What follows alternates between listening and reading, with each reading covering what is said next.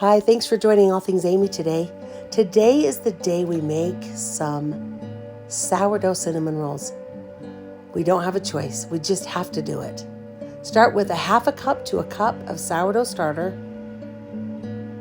and a half a cup of milk and a half a cup of water.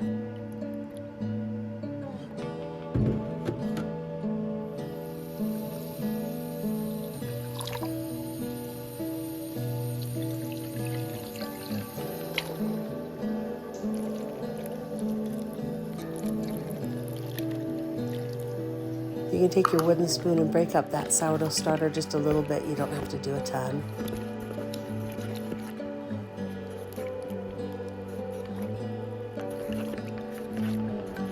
And then add 1 teaspoon of salt.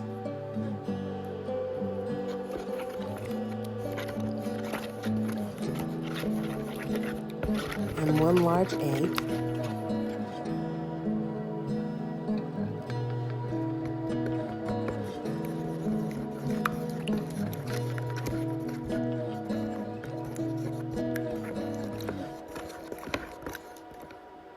Three tablespoons of softened butter or even melted butter.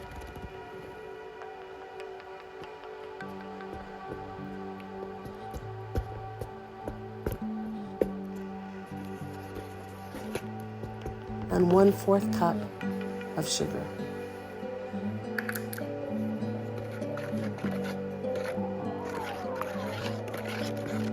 We're going to knead this dough in a minute, so it doesn't need to get mixed perfectly well right now. 3 1/3 cups of flour. You can do this in a Bosch or a KitchenAid if you'd like. I'm just doing it by hand today. And then start kneading this dough for about 5 to 10 minutes until the dough is smooth and elastic.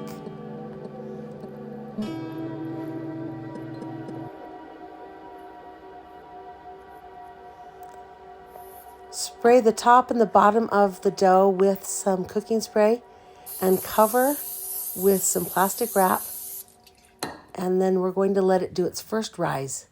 This is going to take anywhere from 4 to 8 hours. Make sure that it's at least doubled in size. This took about 4 hours and it looks just perfect. Spray a surface with some cooking spray or put some canola oil or olive oil on the countertop and some over the top as well. And then spread the dough out by hand and then roll it out the rest of the way so you have a large rectangular shape.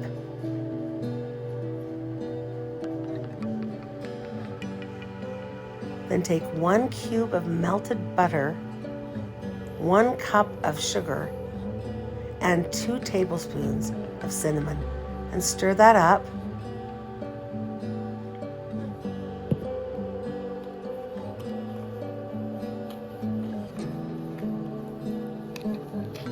And this creates a caramely, almost like a sauce at the bottom of these cinnamon rolls when you pull it out. It's so good. And then you're going to just put this on this dough and spread it out as evenly as you can. And then roll up the dough just like you always will with cinnamon rolls. And then I love to use the scraper that I use when I'm making my artisan bread to cut these into the cinnamon rolls. It's my favorite tool for this. There's going to be 12 of them, so go down the middle and then just do 6 on each side.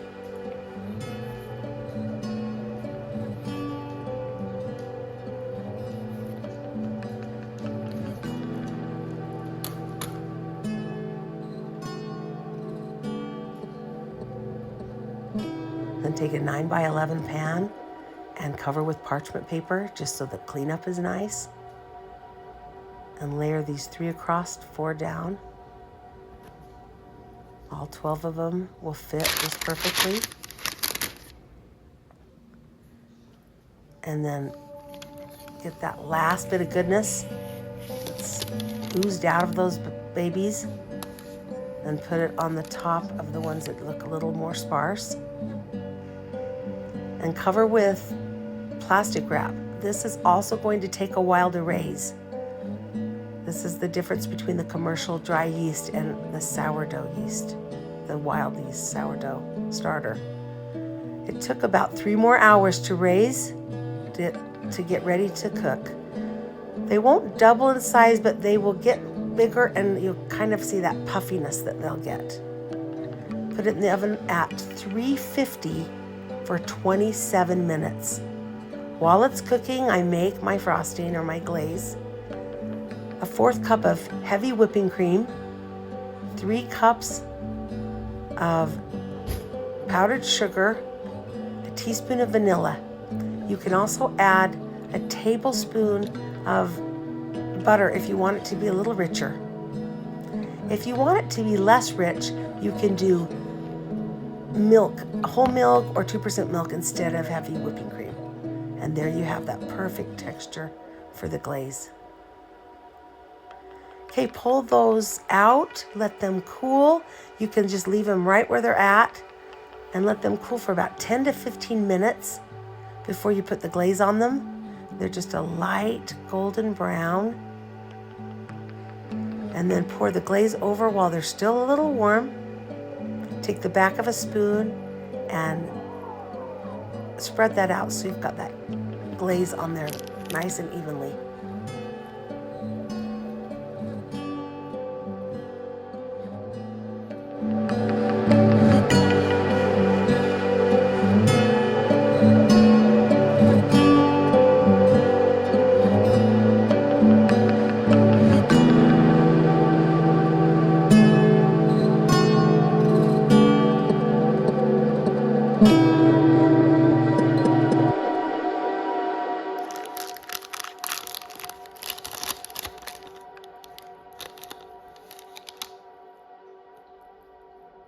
Oh, look at that goodness. I have to take a little taste just to make sure it's not poison, you know. So I'm holding the camera with one hand. This is a little bit tricky, but I'll find a way. Here we go. Oh my goodness, look at that. And yes, it does taste even better than it looks. Enjoy your day, and remember, all things done with love.